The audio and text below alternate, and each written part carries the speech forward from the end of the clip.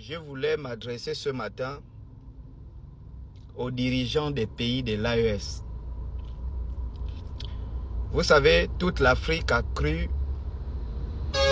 à la révolution que vous menez dans vos différents pays, notamment le Mali, le Burkina Faso et le Niger.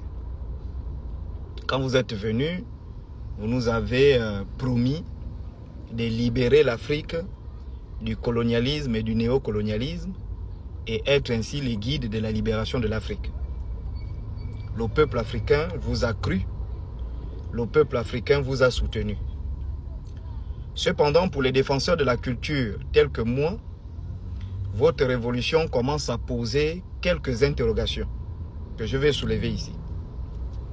La première interrogation que je me pose, est-ce qu'on peut réellement se libérer de la France et être pleinement dans l'islam? C'est la première question que je me pose. Parce que quand j'observe le Niger, c'est un pays qui a été islamisé depuis l'an 663. Ce pays a été islamisé. 99% de la population nigérienne est musulmane.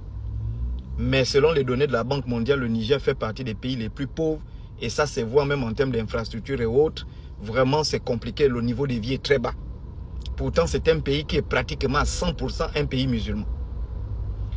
Deuxièmement, le Mali.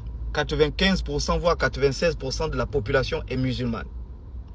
Troisièmement, vous avez le Burkina Faso. 60 à 65% de la population est musulmane. Les dirigeants viennent nous dire qu'ils ne veulent plus la France, ils ne veulent plus les États-Unis.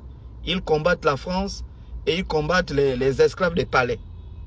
Mais on remarque que la plupart des dirigeants de l'AES sont des musulmans. Ils portent des noms musulmans. Ils participent aux fêtes des musulmans. Les vendredis, ils sont dans les mosquées. Est-ce que vous êtes venus réellement pour libérer l'Afrique du néocolonialisme? Ou bien c'est juste un changement des maîtres que vous avez opéré? C'est-à-dire, on ne veut plus la domination française, mais on veut être les esclaves des Mélékites, des salafistes et toutes les confréries musulmanes qu'on peut observer dans vos différents pays. Ça, c'est la première question qu'on se pose. Parce que dire qu'on est des révolutionnaires, on chasse le colonialisme et le néocolonialisme, ben on ne peut plus porter des noms des colons. Surtout pour les dirigeants. Les dirigeants ne peuvent plus prier dans les religions des colons. On doit changer des religions. Donc la chose qui devait être faite, c'était de venir casser toutes les mosquées, l'islam et autres, et revenir à nos religions.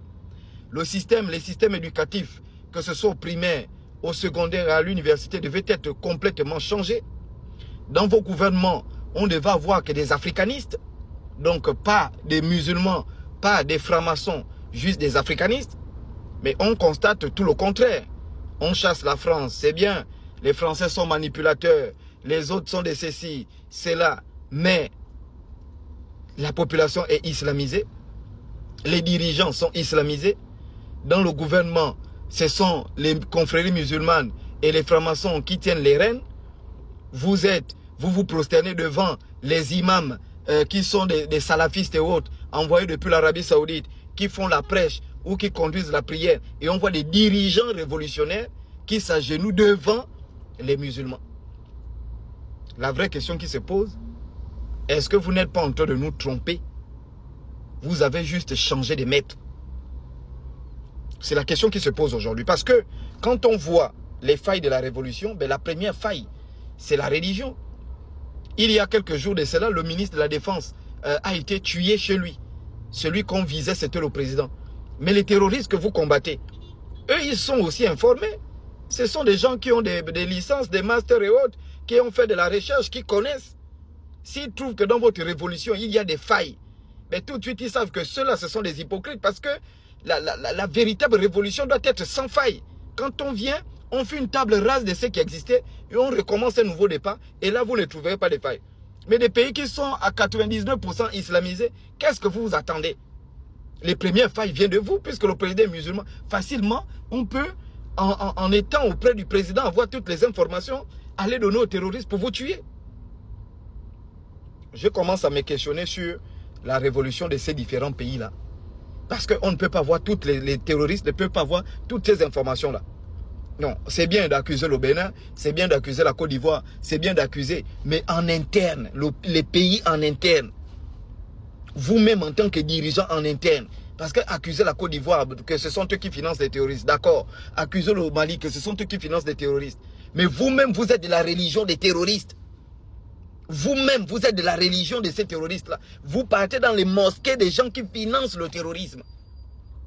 Le système éducatif, il est calqué à 99% des pays terroristes.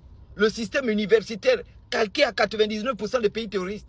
Le système de gouvernement, ça commence à soulever des questions. Du côté des Africains révolutionnaires.